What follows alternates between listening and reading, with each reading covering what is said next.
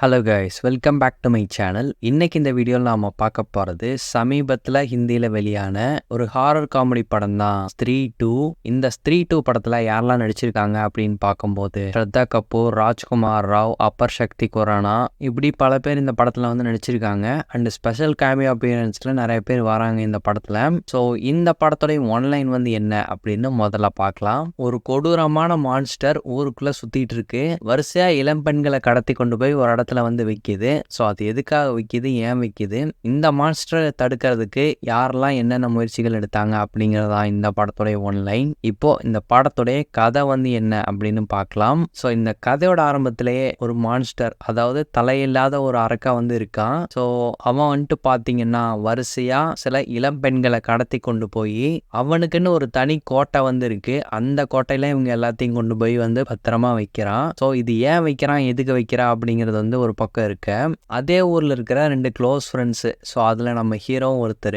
So அவரோட ஃப்ரெண்டோட wife வந்துட்டு ஒரு பாயிண்ட்ல அந்த மாஸ்டர் வந்து தூக்கிட்டு போயிருது. ஸோ அந்த பொண்ணை தேடி கண்டுபிடிக்கிறதுக்கான முயற்சியில நம்ம ஹீரோவும் அவரோட ஃப்ரெண்டும் வந்து இறங்குறாங்க.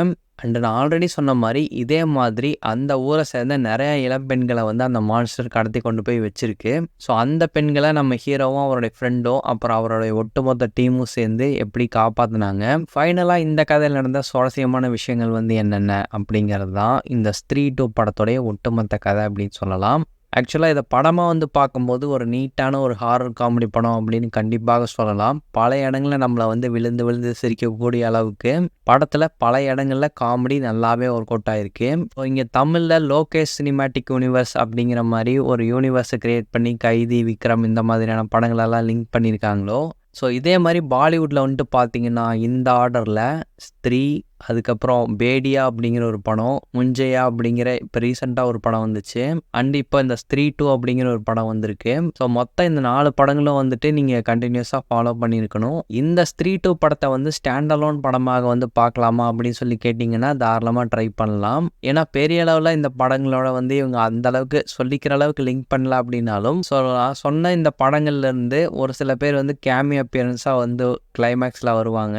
ஆல்ரெடி தமன்னா வந்து இந்த படத்தில் இருக்காங்க அப்படிங்கிறது வந்துட்டு ஆல்ரெடி ஒரு வீடியோ சாங் வந்துட்டு யூடியூப்ல ரிலீஸ் பண்ணியிருந்தாங்க, பார்த்துருப்பீங்கன்னு நினைக்கிறேன். ஸோ பர்ஃபார்மன்ஸ் அப்படின்னு எடுத்துக்கிட்டோம்னா விக்கி அப்படிங்கிற கேரக்டரில் வந்துட்டு ராஜ்குமார் ராவ் அவருடைய பர்ஃபார்மன்ஸை செம காமெடியாக ஃபன்னாக அந்த ஒரு கேரக்டர் வந்து ப்ளே பண்ணியிருக்காரு அப்படின்னு சொல்லலாம். பல இடங்களில் அவர் பயப்படும் போது அவரோட எக்ஸ்பிரஷன்ஸ் அல்டிமேட்டாக இருந்துச்சு அப்படின்னு சொல்லலாம். இவரை போலவே இவர் கூடயே ட்ராவல் பண்ணக்கூடிய அந்த 2 ஃப்ரெண்டு கேரக்டரும் காமெடி வந்து ஒர்க் அவுட் ஆக பல இடங்களில் உதவி பண்ணியிருக்காங்க அப்படின்னே சொல்லலாம். ஸ்ரத்தா கபூருக்கு இந்த படத்தில் ஒரு மிக முக்கியமான ரோல் வந்து கொடுத்துருக்காங்க. ஸோ கிட்டத்தட்ட ஒரு சூப்பர் உமன் கேரக்டர் மாதிரி கூட சொல்லலாம்னு வைங்களேன். அவங்களுக்கும் ராஜ்குமார் ராவுக்குமான அந்த லவ் சீக்வன்ஸ் எல்லாமே படத்தில் வந்து ஃப்ரெஷ்ஷாகவும், அதே சமயம் இவங்க 2 பேர் சேர மாட்டாங்களா அப்படிங்கிற ஒரு ஃபீலும் வந்து கொடுக்கும். இந்த படத்தில் காட்டப்படுற அந்த ஒரு மான்ஸ்டர், அந்த அரக்கை வந்துட்டு பார்த்தீங்கன்னா ரொம்ப பயங்கரமாக இருக்குது அப்படின்னு தான் சொல்லி ஆகணும். அதாவது தலை வந்து இல்லை, ஒரு முண்டமாக தான் இருக்குது. தலை வந்துட்டு தனியாக முன்னாடி அனுப்பிவிட்டு ஒரு பந்து மாதிரி உருட்டி விட்டு, ஸோ அது வந்து நம்மளை வந்து பயன்படுத்தும் அந்த தலை மட்டும். ஸோ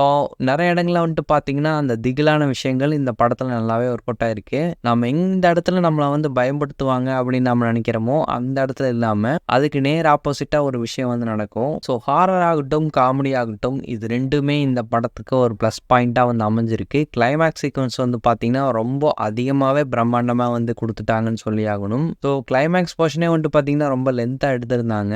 அது பார்க்க நல்லா தான் இருக்குது. சிம்பிளாக இந்த படத்தை பற்றி சொல்லணும் அப்படின்னு பார்த்தீங்கன்னா ஒரு ஜாலியான ஒரு ஃபன் என்டர்டெய்னிங்கான படம் அப்படின்னு கண்டிப்பாக சொல்லலாம். சினிமாட்டோகிராஃபி ஆகட்டும், படத்துக்கான அந்த விஷுவல் எஃபெக்ட்ஸ் ஆகட்டும், அதுக்கப்புறம் பேக்ரவுண்ட் ஸ்கோர் ஆகட்டும், செகண்ட் ஹாஃப்ல வரக்கூடிய அந்த தமன்னாவோடைய சாங் வந்துட்டு பார்த்தீங்கன்னா நல்லா கிராண்டா, அதுக்கேற்ற மாதிரி இந்த சாங் எதுக்காக வருது அப்படிங்கிறதுக்கான அந்த சுச்சுவேஷனுமே வந்துட்டு பார்த்தீங்கன்னா ப்ராப்பராக வந்து இந்த கதைக்குள்ள அமைச்சிருப்பாங்க.